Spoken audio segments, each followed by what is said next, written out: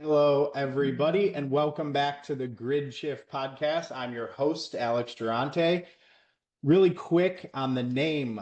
Think of a grid as any system that a business runs on, and the shift is what happens when a leader decides to rewire it. And that's what this show is all about, forward-thinking leaders across all different industries and how they actually think about business, about growth. We talk about what they're building, their journey, who they help, what they do. So very excited to have everybody back here today. Again, I'm your host, Alex Giarrante. Quick read from our sponsor. This episode is brought to you by Axis AI, built by operators, powered by AI.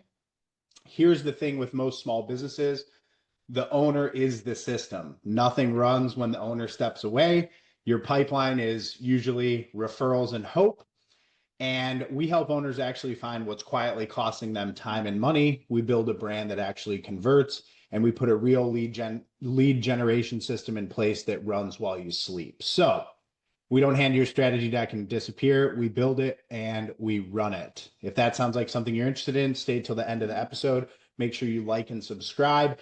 But without further ado, our guest today is Dana LeDuff Slaughter, a certified health coach, uh, functional medicine health coach. She's spent over a decade in this industry. She helped build another company alongside a medical doctor partner. Really did some incredible stuff, but now she's full in and full focused on her newest company, which is Vital Nest. Really excited to have you on, Dana. How are you doing today? I'm doing wonderful. Thank you so much for having me, Alex. Wonderful. So, in our prep call, one thing that you mentioned about Vital Nest, which is where I want to start, you hit me with a tagline of cultivate the conditions for life to flourish, right? And I remember at our pre-podcast chat, the image you built for me was a bird building a nest, right? And the Yes. bird not knowing exactly where each twig knows, but knowing that it strengthens the entire structure. And so that's really what stuck with me the most was just like the way you described that and what you're doing at Vital Nest. I've Mhm. been looking forward to talking about that. But let's start with you spent 13 years building another company with your business partner, and you told me you learned every mistake you could have possibly learned, right? About running a health Yes. practice. So I want to start Yes. there. I want to start there, right? Like, what did those 13 years teach you about traditional healthcare and what's broken? Like, just tell me more. What did those 13 years really teach you? Oh my gosh. Well, those 13 years were so amazing because I want you to imagine two young women embarking on a journey to be two salmon swimming upstream, we say, really forging a new path in healthcare because we were both trained as functional medicine or integrative practitioners at the time. I was a new integrative certified health coach, and she was a board certified medical doctor, both in family medicine and integrative or holistic medicine. And we both had training from the Institute of Functional Medicine, which is a higher certification, a little bit more specialized in like root cause medicine. But many practitioners that start there don't start with a cash pay or direct pay practice because at the time in 2014, it was almost like very unheard of to be brave enough to do that outside of the insurance model, and no one knew what integrative really meant. So I want you to embark upon a journey with me where we're having early conversations about what healthcare should look like, what healthcare felt like at the time. She's a brand new doctor who wants to really forge her path as a healer, and I was staffing hospitals around the country. So really, I was more on the administrative side of healthcare management and staffing hospitals around the country. So it was really a dream that we made our reality over the past 12 years until I was able to transition to Vital Nest full time. But I think in doing so, we learned how we had to shape educating the marketplace on what holistic medicine really looked like. And being able to do it alongside a physician was really remarkable in the way that we really understood that there was a critical gap in the healthcare space where the physician was amazing at collecting the diagnostic information to explain what was happening with the patient and why it might have been happening to date, but really there was a huge gap after that, right? Like once you get all of these amazing comprehensive lab results, what do you do with the information? How do you really affect change and positively correct these unusual or abnormal biomarkers? And that's where my role as a health coach really shined. I remember the early days being like, oh my gosh, how am I gonna motivate this person? What am I gonna tell them? Like, how do I actually do this? But she was fortunate enough, my partner, to believe in my training and believe in my ability to sit with someone across the table, across the desk, and really say, you know how to help them. You've always helped them. From wherever you were in healthcare. And I think it was really beautiful because what I learned is that there was a critical gap between the clinical care and the diagnostic information in affecting positive lifestyle or behavior change to implement those treatment recommendations into their lives. And this is the most valuable role as a health coach to really understand how to translate that clinical knowledge into a practical and sustainable way of living, whether it's sleep, rest, gut improvements, immune system support, detoxification, cardiovascular risk factors. I mean, the sky's the limit, really, in what we saw. Is there a certain moment when you just said something interesting to me, which is like you need a translator for the reports and the Oh, diagnostic, right? 100%. Like what was there a moment that made you kind of realize that you're like, oh, I can help people understand actually what's going on and come up with a solution to actually change their behavior? Like how did you Absolutely. kind of recognize that? Well, I think at Night Integrative originally, we were trying to figure out like, is it like a fee for service model in the sense that we charge per hour of the practitioner's time? Meaning, they got labs, they sat with the doctor, then what happens? And so we tried to play with that model when we first opened. This is between 2014 and probably 2016, where we recognized that people got better support and a better transition to work with a health coach, um, and really understood the value in that when I sat in on the visit with the doctor. And that's really where it was like the greatest epiphany, where the doctors are so good at explaining each lab test and what it actually says, like where you fall in the reference range. But by the end of that hour, Alex, the patient was like, the eyes are glazed over and it was like a deer in the headlights. They're overwhelmed with all of this information from this amazing diagnostician. But they really were like, well, now I feel even more overwhelmed because now I have more information Mhm. than I had, but I don't really Right. know how to step forward and how to do anything with this treatment recommendation, So it's almost like you have to understand that people need hope, they need inspiration, and they need a partner to literally say, you've got this, and this is how we're going to do that, one intentional step at a time. And that's where the metaphor with the nest kind of comes into play because when the bird's collecting the branch, it doesn't really know where the branch is going to be supporting that weakness or that vulnerability.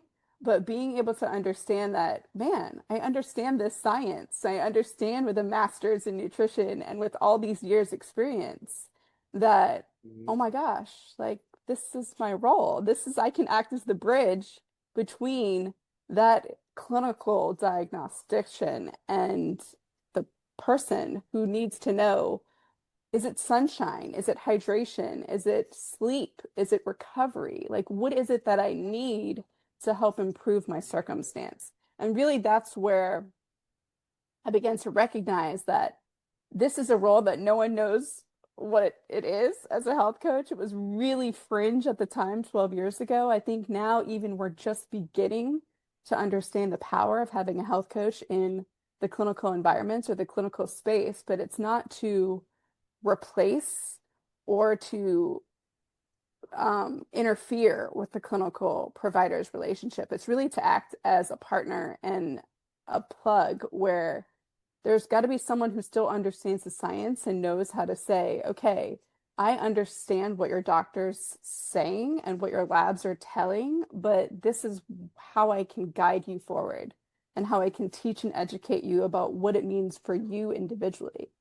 And that's really, something that I discovered just learning with myself because I could hear and understand on a higher level than that patient feeling overwhelmed in the chair next to me during that visit. So it really was a remarkable shift in like, wow, we're offering something unique with a health coach and a doctor under the same roof Right. in Right. that So okay, healthcare space. so now tell me how did Vital Nest come to be? What was the vision behind that, right? You have this experience that you just laid out and explained like where you're like, okay, I'm seeing what the purpose is, like why how I can help people. Um, get everyone up to speed on Vital Nest. How did that come to be? Now you're, Yes. fully doing Vital Nest on your own. You've moved on from Night Wellness and you have a lot of different things going on, but tell people like what is Vital Nest? How did it come to be? Well, Vital Nest is a virtual coaching practice. It really specializes in that bridge, right? That translation from the clinical knowledge of what the patient's experiencing into therapeutic lifestyle or behavioral changes, albeit nutrition, sleep, movement, performance and recovery, maybe some hormonal or gut dysfunction. Really, like all of those years of clinical knowledge is coming down to I've seen the patterns in people and things, but I still know how to hone in actively listening on one person's concerns, and I know how to guide them forward. So I think Vital Nest kind of came from if I could help support one physician, it was really about social impact and really about stewardship for me. And when my current business partner under Night Wellness decided to dissolve the practice, I really had to think about my role in my community and the vocation that I was called to do from being a health coach. And I really had to weigh how I wanted to move forward with continuing these therapeutic relationships I built with these people for the past 10 plus years that have grown very accustomed to having that person to go to say, my doctor told me this, I discovered this lab test or this lab finding, and I'm just spiraling. Like I don't even know what to say or what to do or how I can like take this in stride and continue to be empowered and hopeful about the future of my health, the future of my well-being. And I think that's what really created the inspiration for me to say, okay, if you can support a collaborative relationship with one physician, you can open yourself up to doing it with multiple physicians, and your role is the same. It's one and the same. So I was brave enough to do that. And once I recognized that I had a good enough client base to carry on forward and replace my full-time income, that's when everything really just started to change and fall into place, Alex. I think that it made me recognize that divine timing is a thing and Yeah. that people were ready for this post-pandemic. They were ready to join forces with a therapeutic partner that was a collaborative partner to support the physician care and to support their health and wellness goals of achieving sustainable lifestyle results, like with less medication, well, if I have blood sugar dysfunction, why isn't my doctor telling me how to resolve it, how to lower my blood sugar, how to, Right. increase my fiber, how to move more, and what that's really going to do? Because 90% of the time, Alex, it's not about a lack of education. It's not about a lack of knowledge, I would say. Rephrasing that just a bit. It's really of a lack of, wherewithal to say, how can I change my lifestyle so that it looks differently so I can create again that environment where I could cultivate the conditions where I can really like build a vital nest and really flourish. And I took that one step further when I erected Vital Nest because I was like, and my role as a steward is to teach others to do the same because it's more about that one-on-one contact, right? It's about if I can do it for one physician, why wouldn't I replicate this model and really get into the social change of healthcare reform because it's for all of our greater good.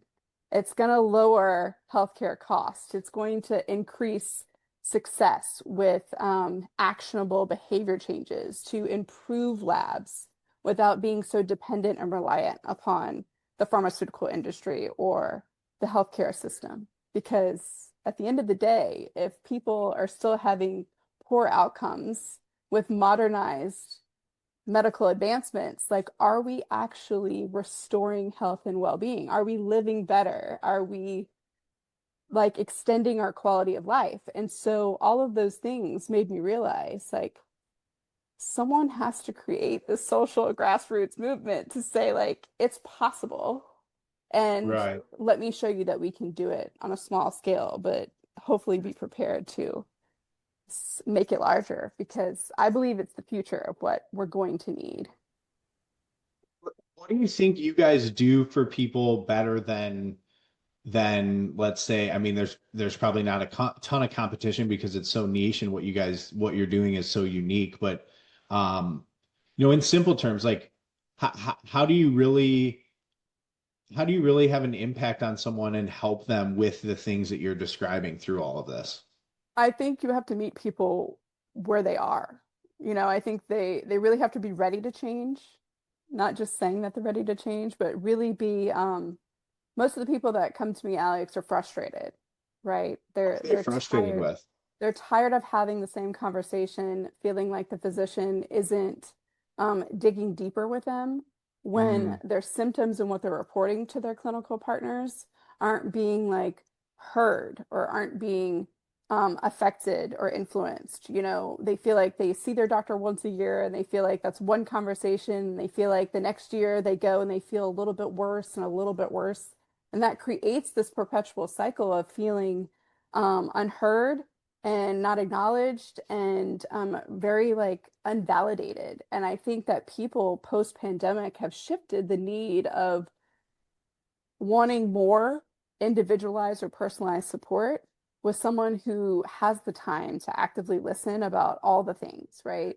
Like what's going on in their relationships, what's going on with like the job that they love or hate, what's going on with like the time that they're committing to certain things and the time that they feel like time is passing where their health is degrading. So I think that fear of health, the vulnerability of losing your health and well-being, I think that creates a call for action.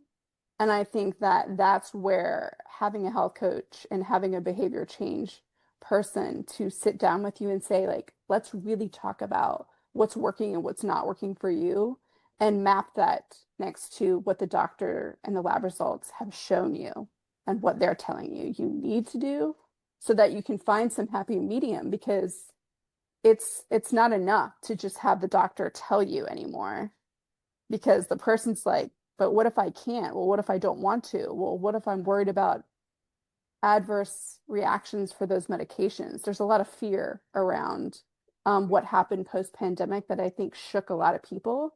And I think it's the first time in the market where people are understanding, yes, I still need a clinical diagnostician for keeping me safe and making sure I'm not being foolish from a conventional medical model or holistic. I don't need any medication. We don't want to be in any extreme.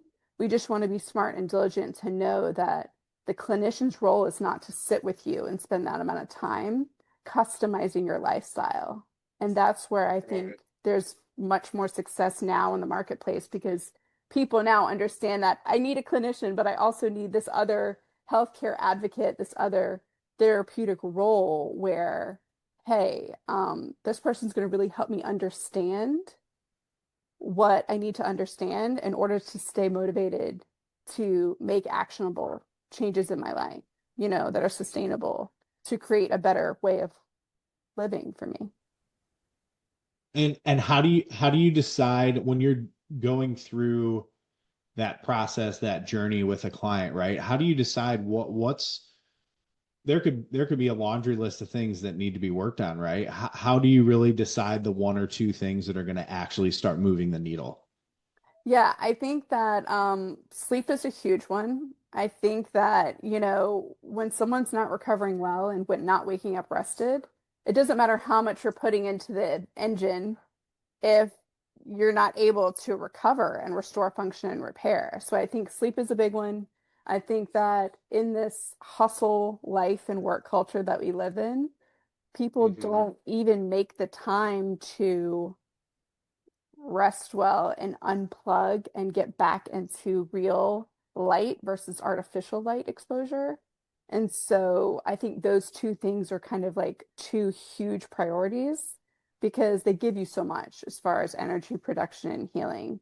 And this is not like woo science anymore, right? Someone won a Nobel Prize for this light science where they understood that we have a nerve in the back of our eye that when we don't get real sunshine exposure, that your body can't know where it is in day and night and Hmm. space and time. And when we start to get disconnected from the world that we're walking in, it doesn't matter how much you're moving or how well you're eating or how clean you're eating or how much you're hydrating. Those two things still go back down to the highest priority of resting and recovering well and understanding where you are grounded in this world. So I think that's always a high priority. But then, of course, you have to get out of your own way, right? We have to create a more sustainable lifestyle where we're eating well and we understand, what real food looks like, because that's a whole nother conversation. And we're living in a world where it's hard to avoid the ubiquitous toxins that are present, right? I mean, people don't even realize how toxic our world has become and the choices that we're making for convenience versus you know, nutrient density, that's life-giving choices that we're making. So I think that you have to kind of help them prioritize where their greatest offenders are and start there. Why do you think people miss the mark when it comes to lifestyle changes like you're describing, right? I mean, hmm even something as simple as getting more sleep. Why do you think people miss the mark? I think it's, like I said, I don't think it's a lack of knowledge. I think it's an improper expectation set on the amount that people actually need to live well in today's overstimulated world, right? There's a lot of people that are like, "Oh, I don't need 7 hours of sleep. Like I've never gotten 7 hours of sleep." But you look at them and they're aging rapidly, you know? They have gray hair before 30 and, they have hormonal dysfunction because they're not able to make adequate hormones to live well. I mean, like this is male and female now that we're exposing low testosterone and fertility challenges because we're just not um, unstressed. Like we're overstressed and we're depleted. And when you do that, your stress axis says, hey, wait a minute.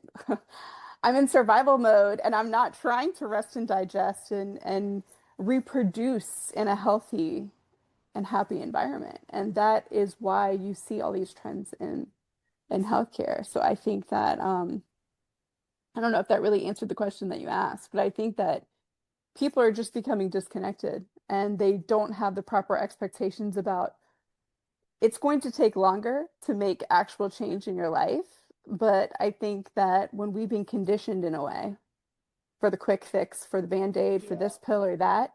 It's just a matter of, if you're really willing and if you're ready to take action and if you're sick of feeling sick and tired and you want to change, that's the person that Vital Nest is really going to be able to help because it's that divine timing I was telling you about. It's where you're actually meeting them where they are and they're like, no, I want to explore an alternative path because I've tried all of that. I've tried all the Hmm. quick fixes and those things, and I'm still feeling the way that I'm feeling at the end of the day. And so it's where you marry, I don't want to feel this way anymore, and I Right. have to make a change because I can't Right. keep going forward like this. Like enough.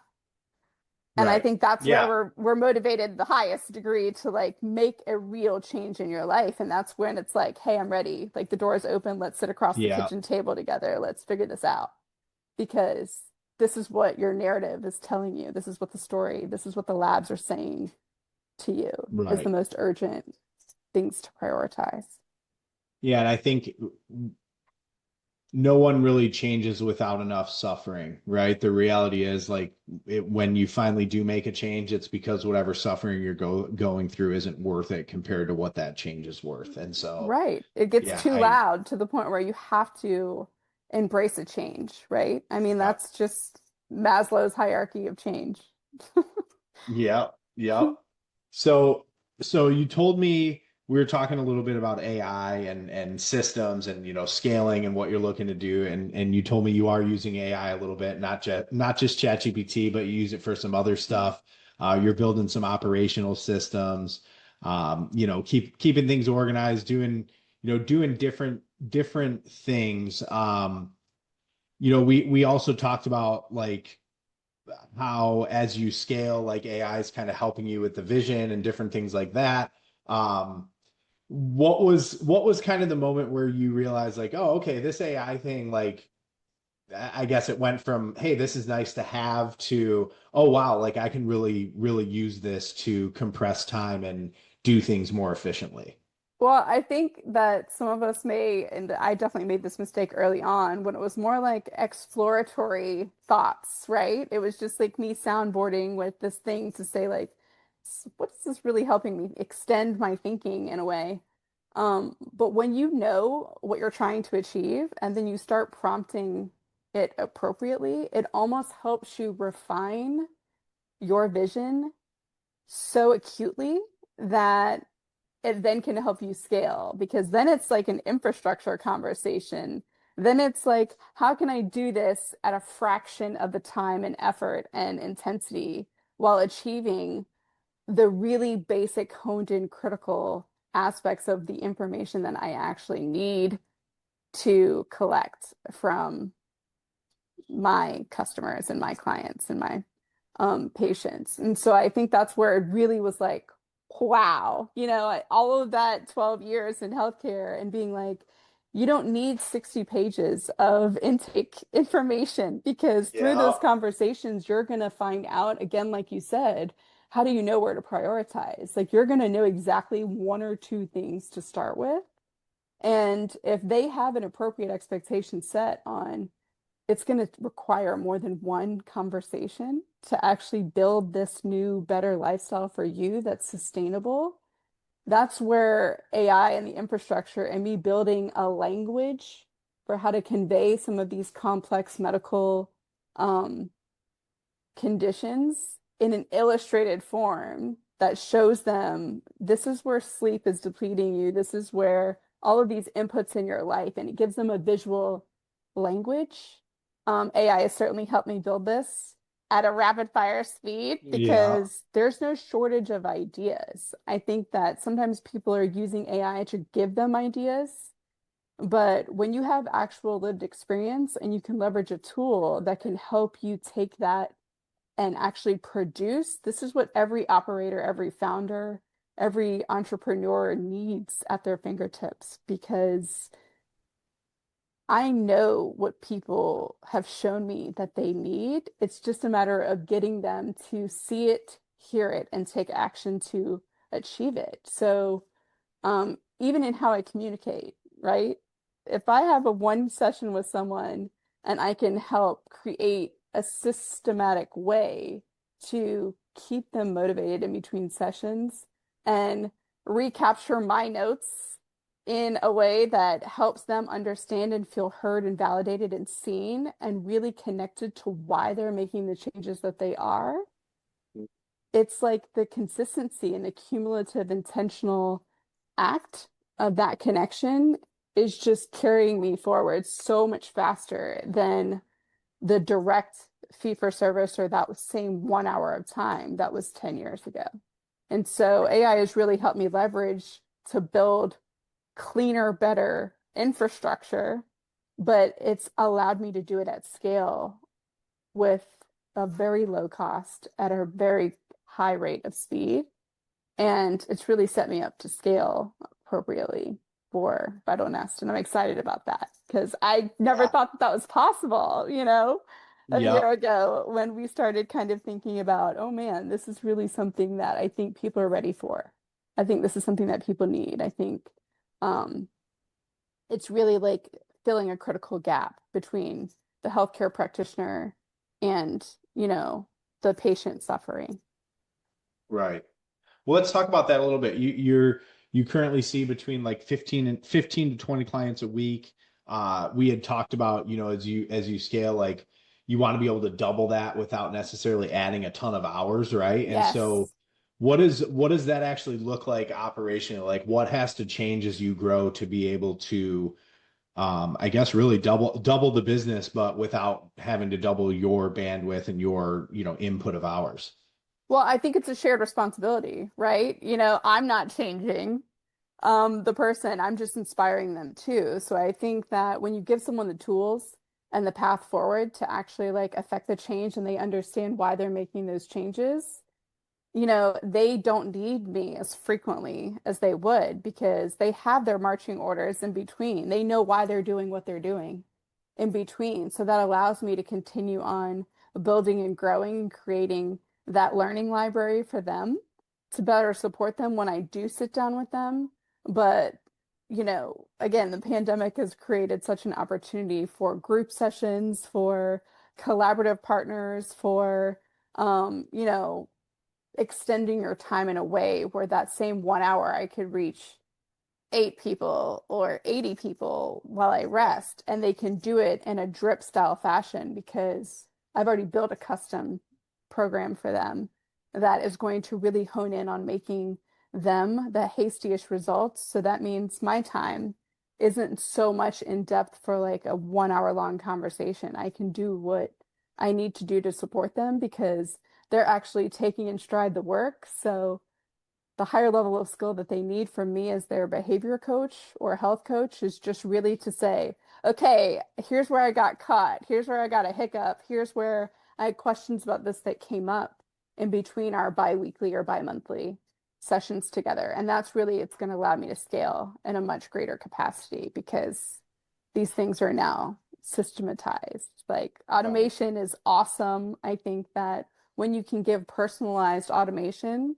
that keeps pushing the envelope because you've programmed it that way, um, it's still coming from you, right? Because you built that language, you built that, workforce, if you will, in an Hmm. AI form, but it extends my coverage without me really needing to rely on human resources. And that's really cool. But I think that in order to grow, if I double my patient base, I will want other human resources too, because again, AI doesn't replace the human connection and the interaction that I feel like people are yearning for. I think that in my local community here, they still want FaceTime with me. They still want the community event. They still want the dinner, and breaking bread together. And I think that's where connectivity really matters and community health and well-being matters. But I think that again, leveraging it to scale, using technology, using AI in a responsible and productive way is really allowing this method to really take flight and to grow because I think there's a lot of practitioners beyond the few collaborative physician relationships I have now that are like, my patients need this. Like, I can only help them get to a point, but they need someone to take it further with them. They need to push it forward, and that's what Vital Nest can really do. They can really take that information and work as an additional partner at an extension to say, let's do this. And the people are taking it that much farther. Mm-hmm.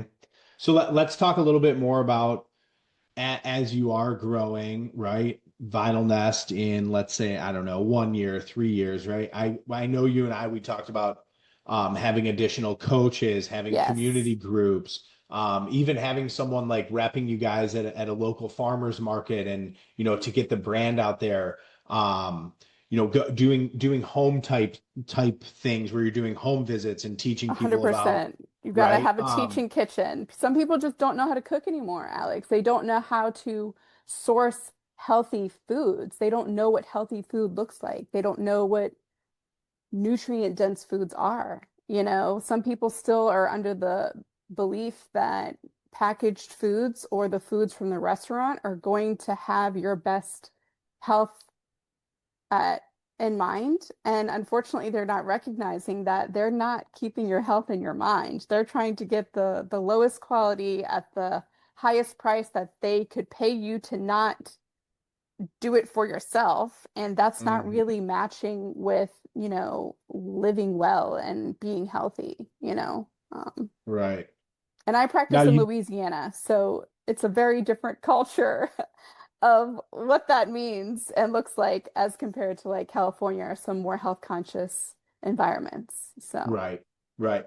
And I know you mentioned you do corporate wellness talks and it's part of what you do. How how big of a piece of the business do you want the corporate wellness talks to be? Like, is that something that you're looking to do a lot more of, or tell me more about that? well, I think when it comes to corporate health or executive wellness, it's really more of like understanding the employer incentive for covering healthcare benefits or healthcare insurance premiums. And I think that we're living in a world where people want insurance premiums paid for by their employer still.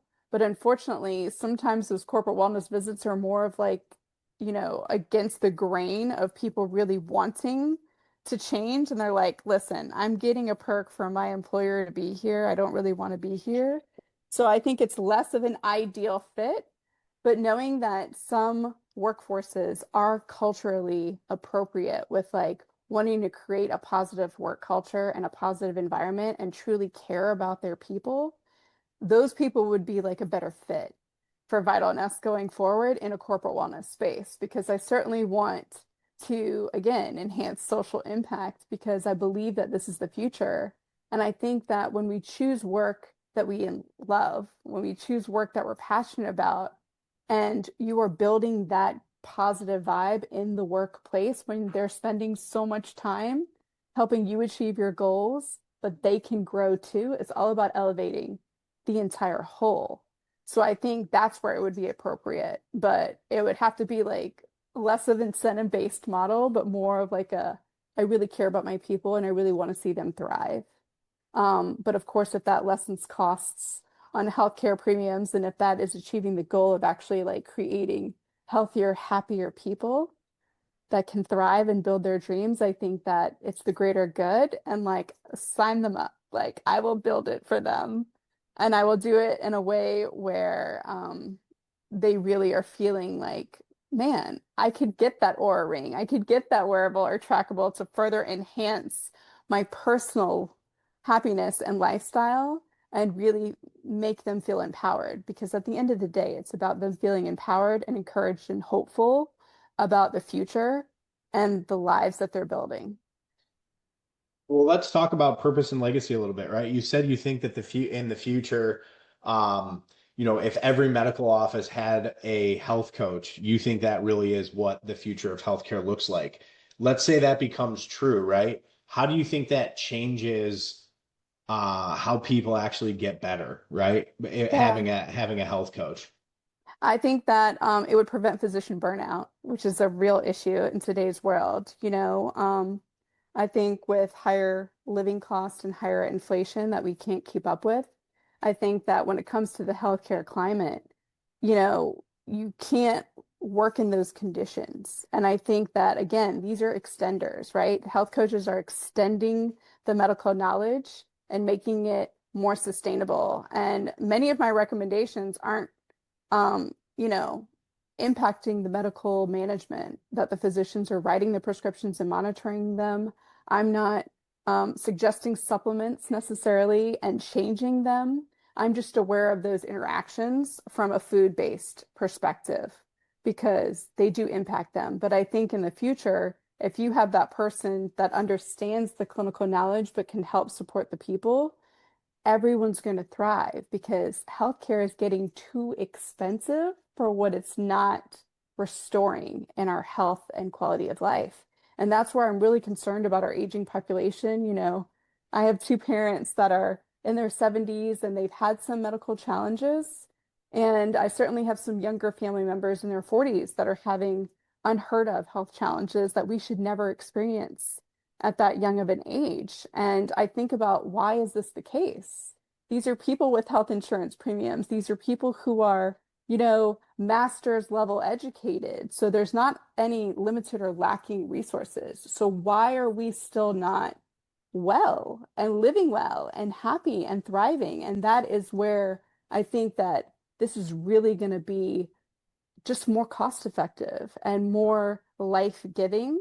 And that's why I think it's going to be, something that is going to be a contender. Because when you start talking in big policy, C-suites at hospitals, I worked as a vice president staffing emergency medicine physicians before we opened Night Wellness 12 years ago. That's kind of what I did. And once you get into the right administrators' offices and you make them think differently, and they Hmm. want to be on the forefront of changing that, they want to impact that bottom line dollar of how much it's costing for them to deliver the care. And I think understanding that and knowing, again, how to put a very lesser cost employee with a higher degree of skill, with heart that actually cares about people, that wants to see them be successful and thrive. I think that's where it becomes impact and stewardship, which is the basic premise of what Vital Nest is really representing, because we've lost that art. We've lost the ability to have our heart in this is someone's mother, father, sister, brother, child in the healthcare space, not just this 15-minute session where I'm like, let me get to the answer from a Right. diagnostic perspective because yeah, I care about them, but like I don't have time for this. I've got the monkey on my back to say, you need to see more people because there's a bottleneck. There's too many people that need the physician level attention and care because it's like we're reversed. Like we need to be thinking about how to restore function, how to prevent some of these like more invasive, expensive, advanced medical treatments instead of going for that label first to get that diagnosis, to get access to that level of care. Like this is our human birthright to live well and to be happy and to be rested and to feel inspired enough. One of the things we talked about in our last conversation was to dream that things are possible anymore, you know? So, coming full circle, generationally speaking, think about these kids who are graduating high school. Like, they're going to live a very different life than like we may have done. I was able to have a good enough job after college and like buy my first house at 23, and like the world looks different to them. Um, Sure does. financially and otherwise, and even the opportunities are different. So I feel like it's deeper than that, and I think it starts with a major sector like healthcare to really create and affect a change to say, like, well, why aren't we doing that differently? Well, why aren't we in a wealthy economy like the United States thinking about why we're not focused more about preventative and proactive attention to the conversation of care for our Right. aging population? Because it's going to be 40 plus. And those 40-year-olds, like I said, are not necessarily healthier than the 70-year-olds that we're seeing in clinical environments today. And that's concerning, to me. No, yeah, what you're saying is true. Now, before we wrap up, where's the best place for people to be able to come connect with you, your website, things like that? Like tell people where can they find Vital Nest, best place to connect with you, social media, things like that. And then I want to get into our last question, which is a tradition Absolutely. on the podcast. But yeah, how can people connect with you, Dana? I think the best way to connect with me is going to the website. It's www.myvitalnest.life. You're going to have access to a lot of resources there. You can book directly a free consultation just to make sure that I can help you and that you are ready to change.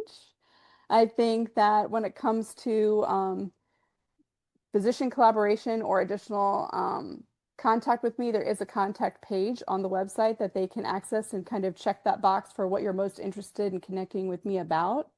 There's also always a phone number.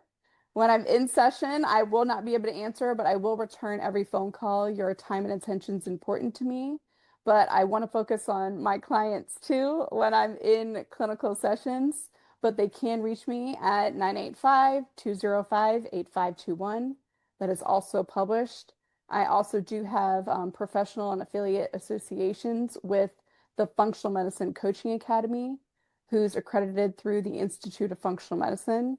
So they can look me up at functionalmedicine.org or the Functional Medicine Coaching Academy directory for how they can connect with me there. And I certainly have a new budding Instagram page. It's at myvitalnest.life and a YouTube channel where they can see me in the kitchen that is going to gain some traction too, hopefully after this. And that is called at Vital Nest Kitchen on YouTube. So Fantastic. Well, thanks for sharing all that. We'll make sure that we put everything in the description. We'll put your bio through LinkedIn as well, the website. But yeah, everybody make sure you like, subscribe, connect, follow the YouTube channels, check everything out that Dana's doing. Very good to have you on. Before we finish up, there's a tradition on the podcast called the Magic Wand question. Okay. And so you mentioned your goal right now is to really double your client base while having a system to support it and not losing that personal touch, what's made Vital Nest what it is. So let me ask you this. If you had a magic wand to wave over any problem in Vital Nest right now, something that's slowing you down, holding you back, what would that problem be? I think it's just getting the word out there that, health coaches can serve a vital role as a health advocate in your life to further enhance your relationships with your current clinical team members.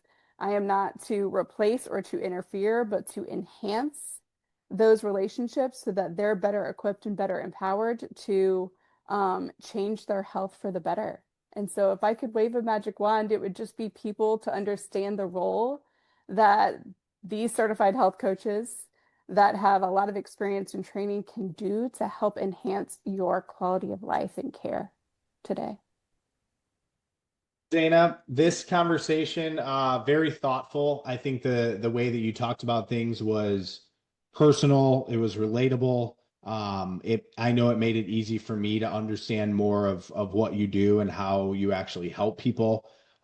Really appreciate you coming on. Anything else to close us out, feel free. Otherwise, we'll wrap it up here. But really appreciate the conversation today. Oh no, I just am overwhelmed and blessed with the opportunity. Thank you so much for having me. I hope that, whoever hears this really finds the inspiration and motivation that they need to take action to reach out. It's only 15 minutes of time that we need to really see how we can help grow and help one another and make this world a better place. Love it. Well, thank you for coming on, Dana. To everyone listening, I'm your host, Alex Giarrante. This is the Grid Shift Podcast, and we'll see you all on the next episode. All right. Bye, Thank you. everybody. Bye.